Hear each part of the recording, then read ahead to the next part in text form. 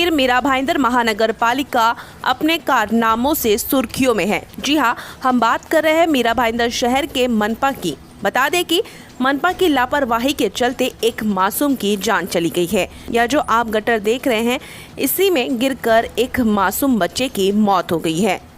दरअसल पूरा मामला इस प्रकार से है कि एसटीपी प्लांट का कार्य चल रहा था, लेकिन वह कार्य पूरा नहीं हुआ। बता दें कि इस बार मनपा और ठेकेदार की लापरवाही ने एक मासूम बच्चे की जान ले ली है। वही बच्चे के पिता ने मनपा पर आरोप लगाया है कि उनकी लापरवाही के चलते उनके मासूम बच्चे की मौत हुई है।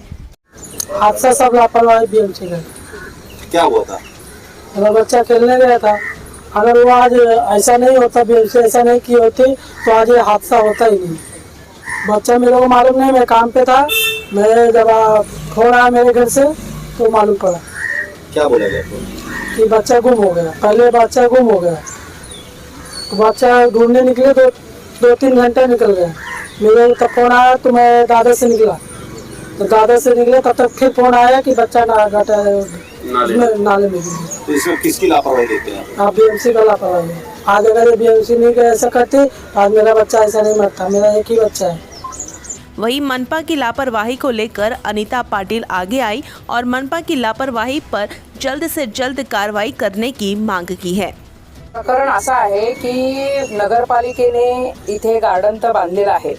गार्डनच्या पलीकडे एक बायोगॅस प्रकल्पाचा एक प्लांट टाकलेला 2 वर्ष आधी आणि त्याच्यात खड्डे मारलेले होते। त्या खड्ड्यात पावसाचं पाणी भरून एक डबकं तयार झालेलं आणि त्या डबक्यामध्ये 2-3 मुलं पोहण्यासाठी गेलेली, पण छोट्या मुलांना काय कळत नाही की ते मी तिथे बुडणार आहे का, मी तिथे मरणार आहे का, त्यांना लक्षात नाहीत।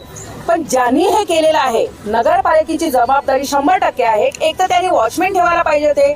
जो एक वॉचमॅन ठेवलाय तो इथे गेटवर असतो, तो काहीच काम करत नाही। जिथे जरूरत आहे वॉचमॅनची तिथे त्यांनी ठेवायला पाहिजे तो वॉचमॅन। गेल्या 2 वर्ष आधी ते खड्डा असताना मी पाठपुरावा करून तिथे 2 वॉचमॅन ठेवलेले, काही एक इन्सिडेंट झाला नाही। पण या वर्षी काय झालं, आता सध्या नगरपालिकेला बॉडी नाही आहे, महापौर नाही आहे, नगरसेवक नसल्या कारणाने नगरपालिकाचा आयुक्तच बॉस आहे आणि आयुक्तांना ही जबाबदारी स्वतःला घ्यायला पाहिजे का त्यांच्यामुळे हे इन्सिडेंट झालेला आहे। कारण तुम्ही गार्डन तर उघडलं, त्याच्यात खेळणी तर लावली, मुलं तर येणार, मग त्यांच्या सुरक्षेची जबाबदारी कोणाची आहे? सर्वस्वी नगरपालिकेची आहे आणि नगरपालिकाच ह्याला सर्वस्वी जबाबदारी आहे आणि त्यांनी ती जबाबदारी घेऊन पुढचं असलेलं काम हे लवकरात लवकर 2 दिवसाच्या आत करून द्यावं, जेणेकरून पुढचा होणारा इन्सिडेंट, पुढचा होणारा अपघात होऊ नये।